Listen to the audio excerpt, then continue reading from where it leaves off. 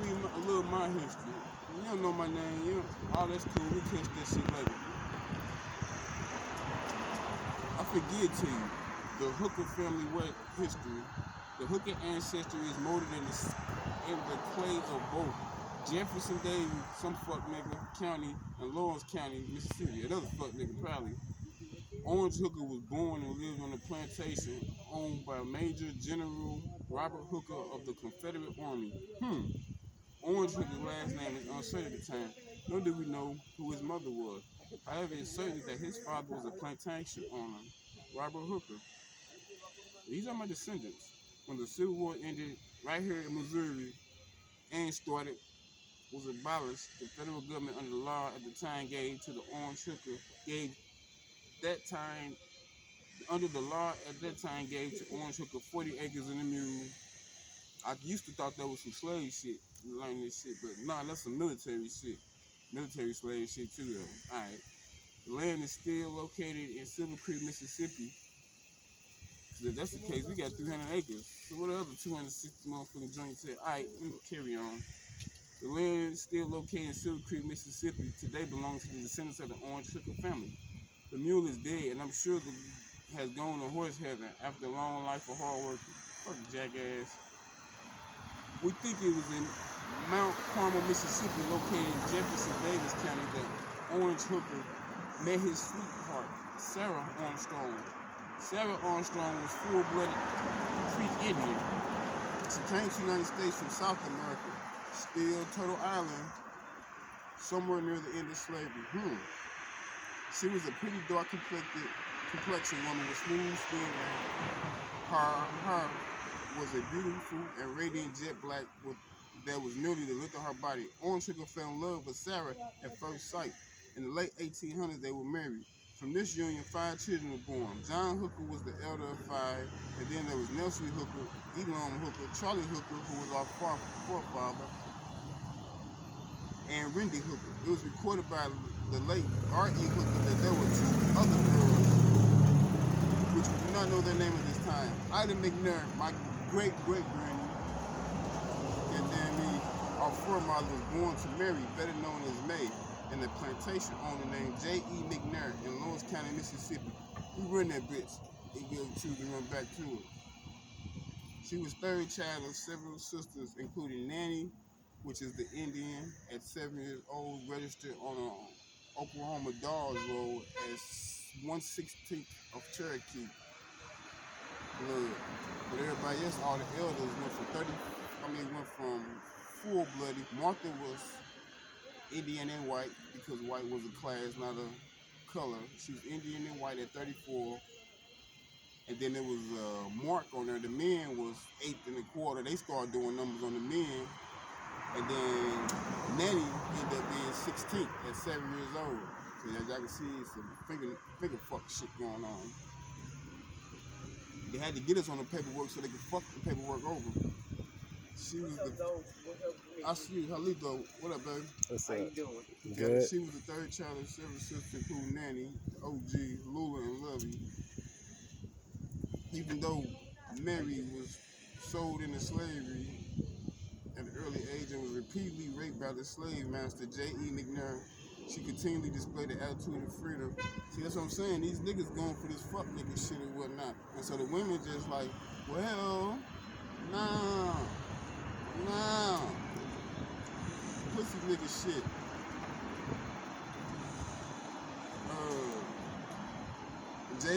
J. McNair, she continued to display the attitude of freedom by running. Oh, you probably pull up. You see what it is, nigga. Running away from the plantation many times. Finally, after slavery ended, Mary took her 4 girls, moved off the plantation to Mount Carmel, Mississippi, where she met Mr. Boathalter, a diligent, hard-working, so-called black man. The nigga was an Indian, though. They were married and several other children were born, including Ada and Jasper Buckhalter. Mary retained a strong sense of pride and dignity, conveyed this to her children. Ida McNair, my great-great-granny, and Charlie Hooker was married on July 2nd, 1885 in Lawrence County, Mississippi. Nelson, the second oldest child, was witness to matrimony at Mount Carmel, Mississippi. As a young couple, they raised their own crops, exhibiting good judgment in agriculture, preserved the property they inherited, demonstrating good judgment in real estate. It took all the so-called black niggas from that Indian shit. To this union, 12 children were born. Took it from there too. I didn't tell myself, they don't want no kids. Bitch. To this union, 12 children born who they sought to instill the values of honor, God, love, trust, goodwill to your fellow man, honest living. Some of that shit kicks you in your ass. Fuck your fellow man. Them niggas on some bullshit. Honest living, independent and striving, entertainment for higher education, love for family. The children born to Charlie and Ida Hooker was Emma, John, Monroe. I remember Granny talking about them, Neil and Edith, twins. So one of y'all chiefs is finna give me some twins out here. White on some bullshit, kid. Alright, and Charlie, Frankie Leroy, R.E., and Charlie Ray. So the Wesley family, that's where it gets tricky. That's my last name. Man, these little niggas here, this new generation, goddamn. The Wesley family located nearby provided companionship and courtship for several of the Hooker children. Jenny sought courtship with Dan Weatherby, my great-great-granddaddy, and her brother, Michael Rowe, sought courtship with Ida Weatherby, Dan's sister. Seymour also sought courtship with Dan Weatherby's niece, Martha. Charlie Hooker.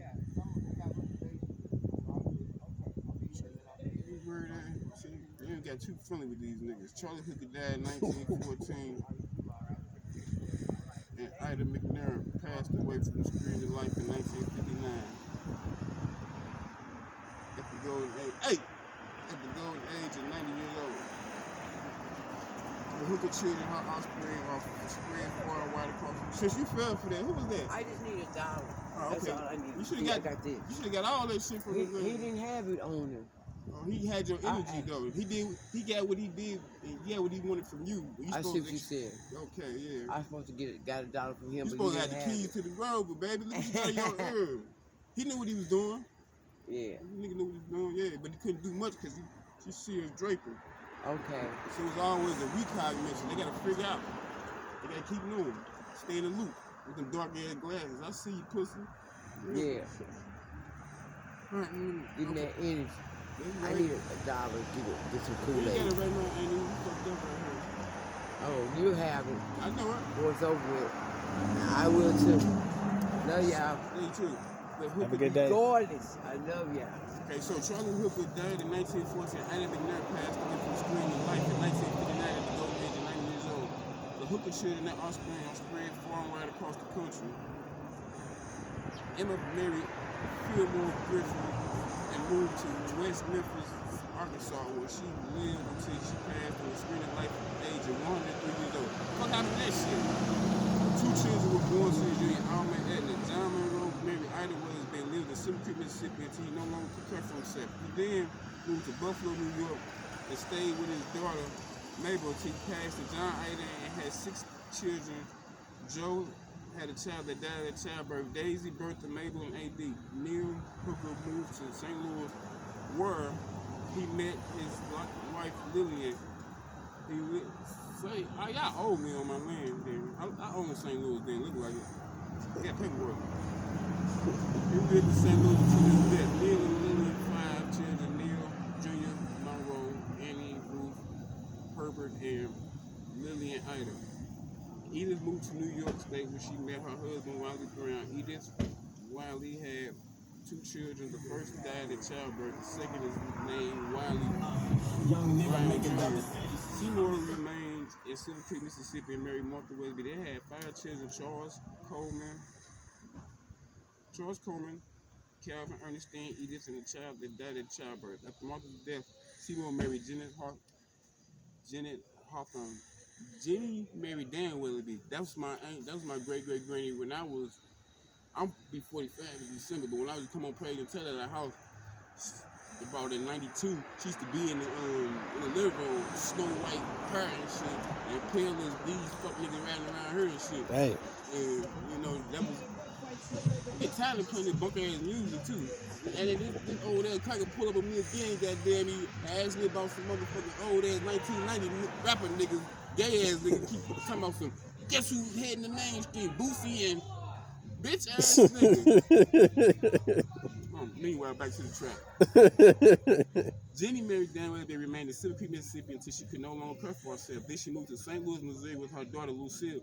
My auntie, she say, boy, you gonna make a hell of a work as long as somebody watching you. The slave shit wasn't in me, cuz. I couldn't do it. Hey. But now I'm a hotel engineer and a fella. Goddamn it, did it for you, Granny.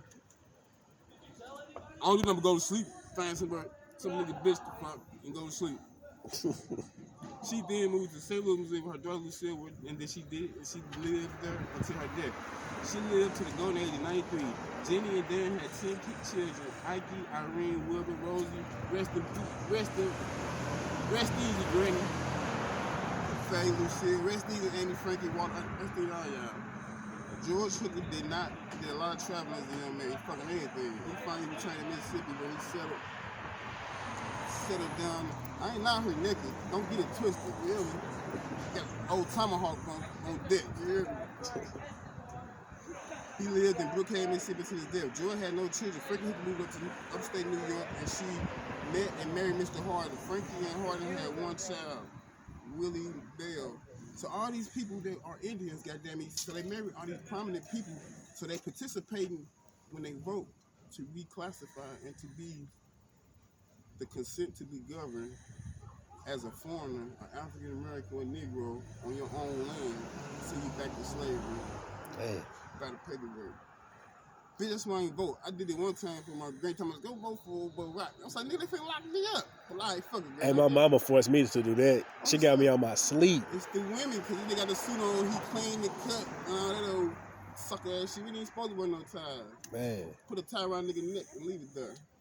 That's important information. I'm wrapping this up. Yeah, I want to monopolize the time. Oh, baby mama, love you, girl. Leroy remained in Mississippi and married Versi Bell. How you doing?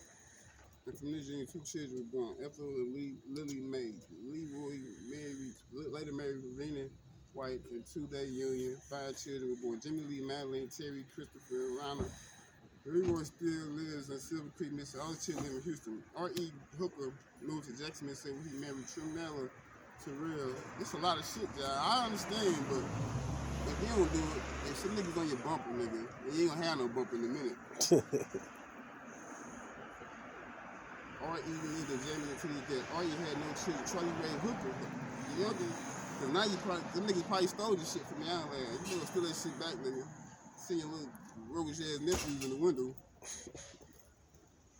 That's how I go through the court. Fuck it. I walk through the court door. Now I went through the feds. He come out so no. Nah, bitch ass nigga, I see it. You know what?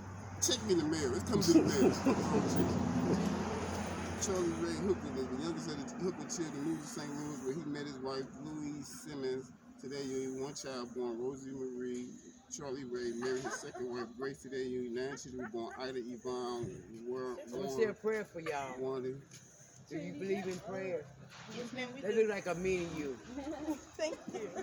Well, we don't gonna be praying around in my flick. You niggas waiting on us to bow our head and introduce us to the club. How you doing? I see you on the way back. You gonna be a predator or get preyed on. Stop playing with these people. That's why they really didn't want to say nothing until you forced their hand. Like, you do preyed on you. They was like, well, shit, I don't give a fuck about your prayer. That's what they was wanting to say.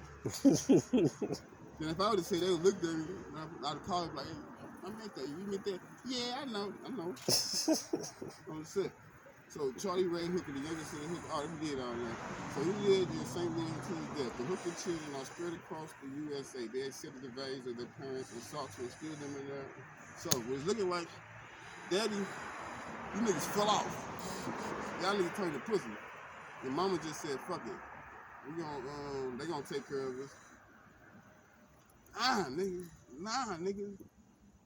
It's feather gang, this bitch. That's it.